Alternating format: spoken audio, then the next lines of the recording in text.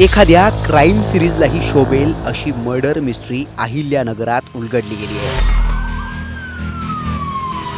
अहिल्यानगर जिल्ह्यातल्या शिर्डीतला थरारक घटनाक्रम समोर आला आहे। एका तरुणाचं अपहरण करण्यात आलं, त्याला निर्जन स्थळी नेण्यात आलं आणि त्याचा निर्घृणपणे खून करण्यात आला। खून करून मारेकरी तेवढ्यावरच थांबले नाहीत, तर या तरुणाला टायर आणि डिझेल टाकून जिवंत जाळण्यात आलं। अखेरीस पोलिसांनी या प्रकरणाचा महिन्याभराच्या तपासानंतर छडा लावला आणि सराईत गुन्हेगार असलेल्या मुख्य आरोपीला बेड्या ठोकण्यात आल्या।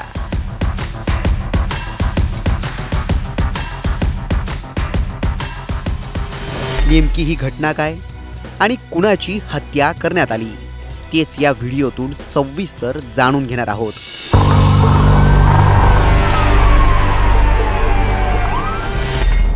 स्क्रीनवर तुम्ही ज्या मुलाचा फोटो पाहतायत त्याचं नाव आहे सचिन गिधे। पोलिसांनी दिलेल्या माहितीनुसार गेल्या महिन्यात 10 डिसेंबर 2025 रोजी शिर्डीत राहणाऱ्या सचिनचं अपहरण करण्यात आलं।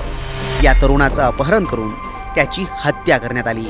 या प्रकरणी सराईत गुन्हेगार दीपक पोकळे, प्रवीण वाघमारे आणि त्यांच्या साथीदारांच्या अहिल्यानगर स्थानिक गुन्हे शाखेच्या पथकानं अखेर मुसक्या आवळल्यात। पण नेमकं काय घडलं होतं? 10 डिसेंबर 2025 हाच तो दिवस ज्या दिवशी शिर्डीच्या हॉलिडे पार्क परिसरात राहणारा सचिन हा साई सुनीता हॉटेलमध्ये जेवणासाठी गेला। त्यावेळी आरोपी प्रवीण वाघमारे यानं सचिनच्या बायकोला फोन करून तुझा नवरा माजला आहे, त्याचे हात पाय तोडावे लागतील अशी धमकी दिली आणि त्यानंतर सचिन गिधे बेपत्ता झाला। 15 डिसेंबर 2025 रोजी सचिनच्या पत्नीनं या प्रकरणी पोलिसांकडे तक्रार दाखल केली। त्यावरून गुन्हा दाखल करण्यात आला। गेल्या 20 दिवसांपासून सचिन कुठे असेल याचा शोध पोलीस घेत होते।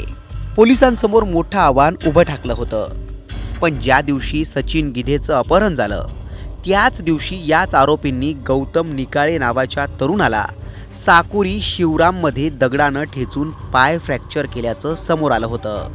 त्यामुळे या प्रकरणी प्रवीण उर्फ 50 वाघमारे हा सराईत गुन्हेगार असल्याची माहिती समोर आली। त्यानंतर स्थानिक गुन्हे शाखेचे पोलीस निरीक्षक किरण कुमार कबाडी यांच्या नेतृत्वाखाली एक टीम तयार करण्यात आली। पोलिसांच्या स्पेशल टीमनं तपास सुरू केला।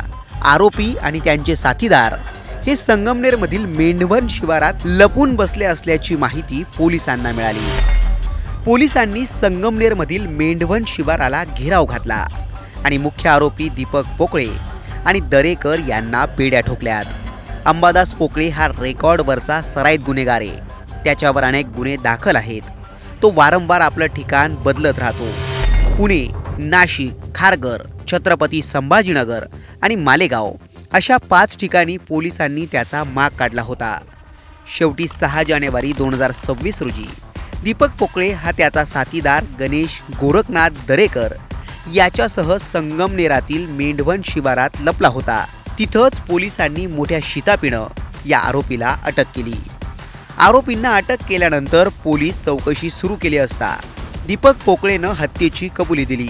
अनैतिक संबंध आणि पैशांच्या वादातून सचिन गिधे याची हत्या केली असल्याचं समोर आलं। दीपक पोकळे, गणेश दरेकर, प्रवीण वाघमारे आणि कृष्णा वाघमारे या चौघांनी मिळून सचिन गिधेचा निर्घृणपणे खून केला।